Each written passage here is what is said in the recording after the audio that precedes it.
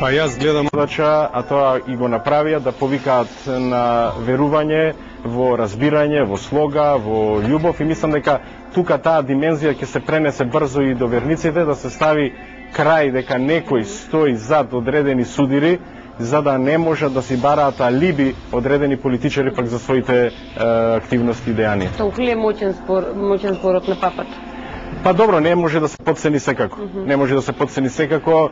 Мислите што ги организира, каде што се обраќа пред огромен број на верници, каде што се пренесуваат во стотина земји во светот, не може да се потценат, и тие пораки се вредни, и затоа оваа посета, како и иницирањето на диалог, ќе донесе позитивни ефекти на крај. Ви благодарам многу. Како вие гледате целата оваа ситуација со толку многу обезбедување, со цела она помпезност? Па илузија да една посета на папата да го ублажи конфликтот што трае повеќе од 800 години.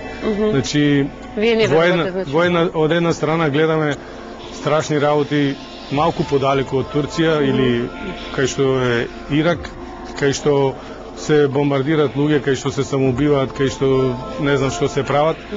Така да малку изгледа дури парадоксално и како еден вид шоу исценирано за еве као ние се трудиме нешто да се доближиме до вас, меѓутоа вие сте многу лоши у позадина, ние ќе ве направиме да бидете добри. Мислам, на тај начин нема никогаш да има поверение меѓу тие две религии.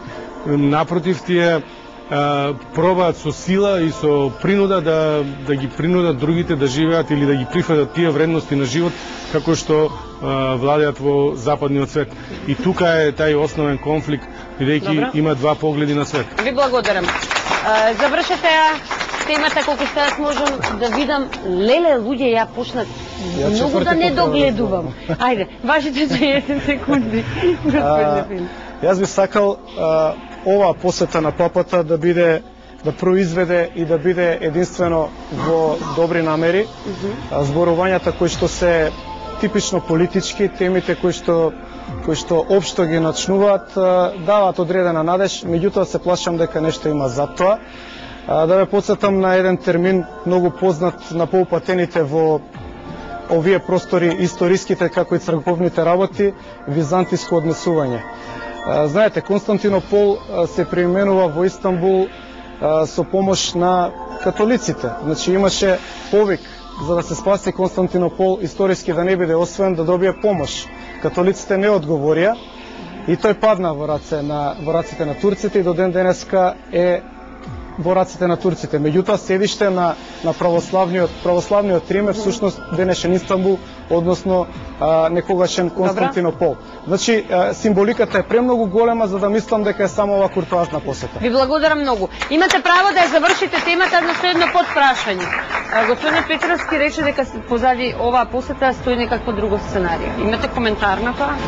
Ајде да тргнеме еднаш без мрачни сценарии и да му дадеме шанса во искреност и да веруваме во искреноста на папата и на посетата на папата на Турција.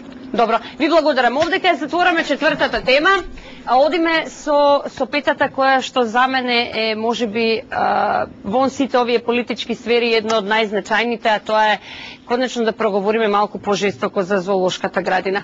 Господине Митрев, вие треба да отворите оваа тема, да ја слушнеме петата тема.